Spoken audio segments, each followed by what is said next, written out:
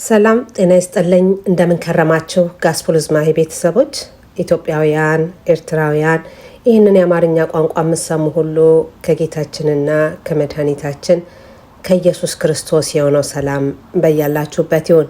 ዛሬ ለተሮብን አጠር ባለ ኦዲዮ ተመልሻለሁ። አዲሶች እንኳን ደህና መጣችሁ፣ ነባሮች እንኳን ሰላም ተመለሳችሁ። ዛሬ የምናዳምጠው የማቴዎስ ወንጌል ምዕራፍ 16 ነው። አብራችሁን ቆዩ፣ አብረን እናዳምጥ።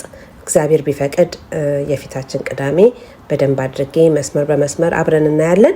እስከዛው ግን ደጋግማችሁ እንድታዳመጡት እየጋበዝኩኝ ወደ መጽሐፍ ቅዱስ ክፍል የማቴዎስ ወንጌል ምዕራፍ 16 እንዲህ ይላል። ፈሪሳውያንና ሰዱቃውያን ቀርበው ሲፈትኑት ከሰማይ ምልክት እንዲያሳያቸው ለመኑት።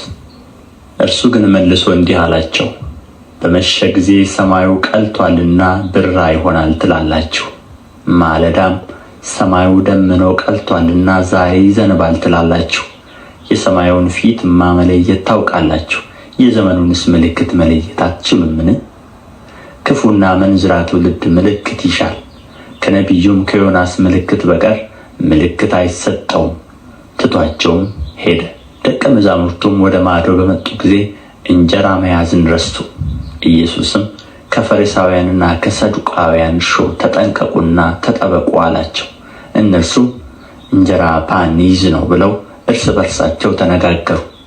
ኢየሱስም አውቆ እንዲህ አላቸው፣ እናንተ እምነት የጎደላችሁ እንጀራ ስለሌላችሁ ስለምን እርስ በርሳችሁ ትነጋገራላችሁ? ገና አታስተውሉምን? ለ5,000 5 እንጀራ ስንት መሶብ እንዳነሳችሁ ትዝ አይላችሁምን?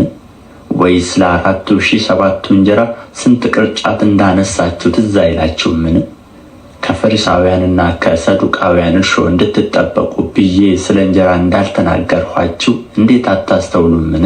እነርሱም ከፈሪሳውያንና ከሰዱቃውያን ትምህርት እንጂ ከእንጀራ እርሾ እንዲጠበቁ እንዳላላቸው ያን ጊዜ አስተዋሉ።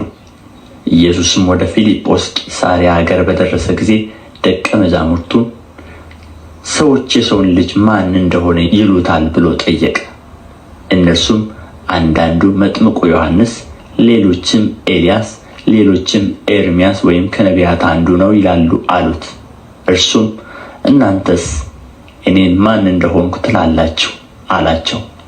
ስምዖን ጴጥሮስም መልሶ አንተ ክርስቶስ የሕያው እግዚአብሔር ልጅ ነህ አለ።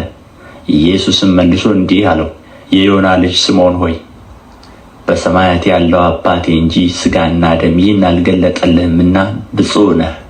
እኔም እልሃለሁ አንተ ጴጥሮስ ነህ፣ በዚህችም ዓለት ላይ ቤተ ክርስቲያኔን እሠራለሁ፣ የገሃነም ደጆችም አይችሏትም።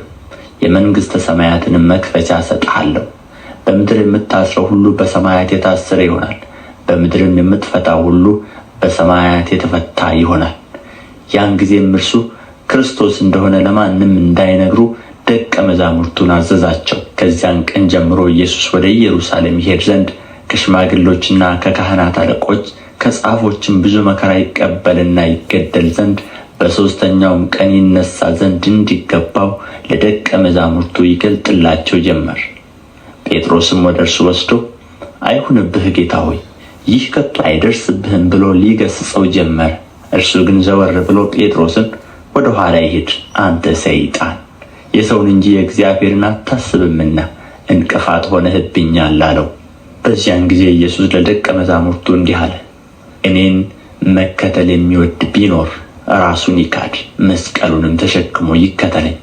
ነፍሱን ሊያድን የሚወድ ሁሉ ያጠፋታል፣ ስለ እኔ ግን ነፍሱን የሚያጠፋ ሁሉ ያገኛታል። ሰው ዓለሙን ሁሉ ቢያተርፍ ነፍሱንም ቢያጎድል ምን ይጠቅመዋል? ወይስ ሰው ስለ ነፍሱ ቤዛ ምን ይሰጣል?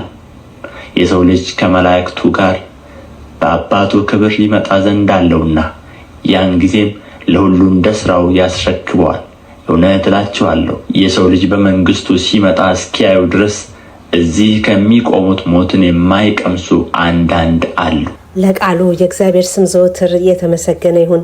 በጣም ሰፋ ያለ ነገር የያዘ የመጽሐፍ ቅዱስ ክፍል ነው።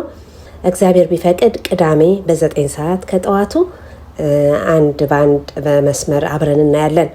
አብራችሁኝ ስለቆያችሁ ከልብ እያመሰገንኩኝ ቅዳሜም በቪዲዮ ሮብን ደግሞ በኦዲዮ ተመልሼ እስካያችሁ ድረስ መልካም ዕለተ ሮብ ይሁንላችሁ። ሰላም ቆዩኝ። ሰላም ያገናኘን።